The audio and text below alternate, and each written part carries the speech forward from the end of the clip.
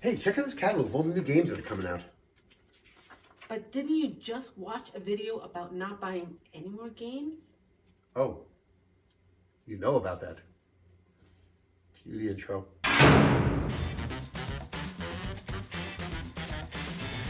Hey there, and welcome back to the Board Game Sherpa channel.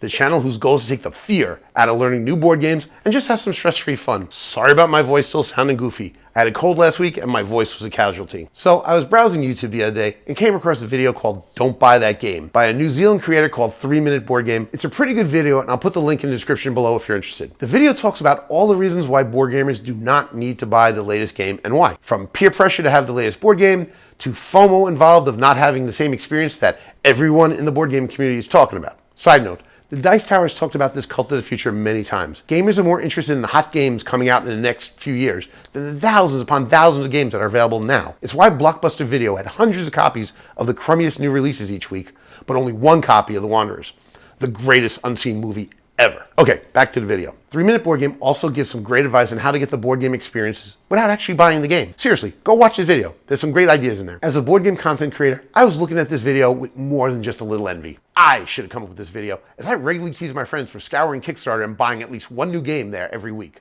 So I watched the video and the gears started grinding in my head on how to do my own version of the core message of this video. But as these things go, I got distracted by the next video and the next video and so on. Within 15 minutes, I had completely forgotten the head of steam I had built up watching the original video. And what did I do next? After watching one of the next videos talking about top 10 games, I went on Amazon and bought a really cool game called Trekking Through History by Underdog Games. Let that sink in. I bought a new game 15 minutes after watching and agreeing with a video telling me why I shouldn't buy a new game. Now, I can easily justify the purchase. Well, I'm a board game content creator and I need new games to create content from.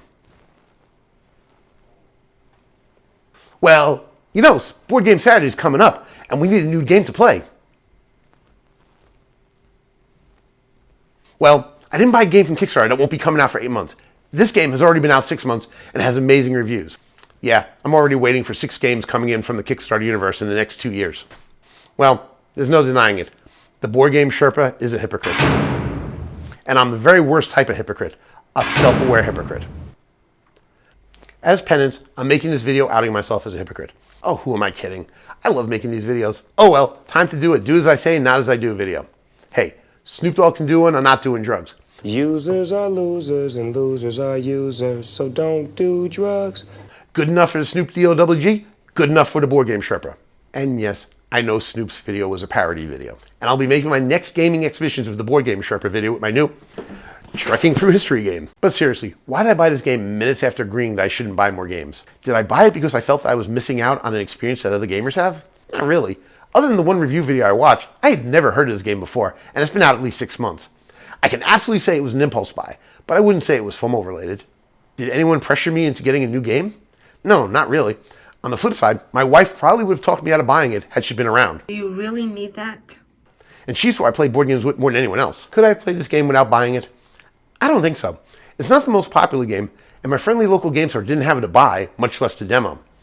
None of my gaming friends have mentioned it either, so I couldn't play it with them, or borrow it for later. So the only way I could really have played this was to wait for a board gaming convention and hope they had it in their borrowable library. Did I want to play it? Absolutely. I love time travel movies like Back to the Future and shows like Quantum Leap, even the new one. So it definitely fits my taste. It also seems like an easy to learn game, so my wife and I wouldn't go nuts trying to figure it out. And my wife is a teacher, so I know she'll enjoy the educational value of it. Shh, don't tell them that. They won't play it if they think it's educational. Oops.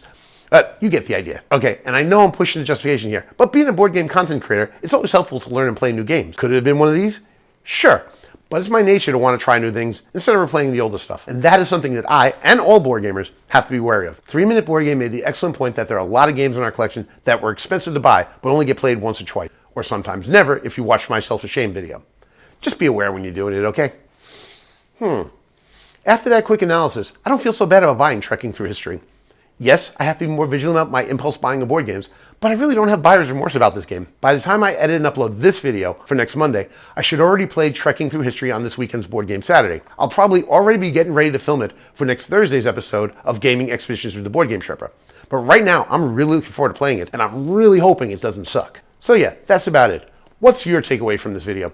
Post your thoughts in the comments. Here's my takeaway from the video. Don't buy so many board games. Nah, that's not it. Just be aware that I don't need to buy every board game on Kickstarter.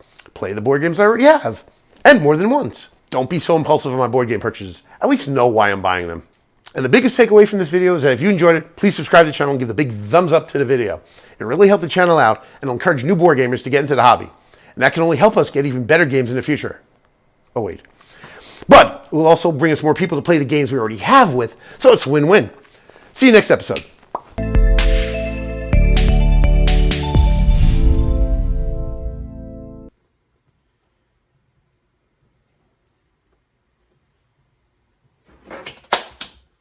All right, time to buy some board games. Oh, you're still here.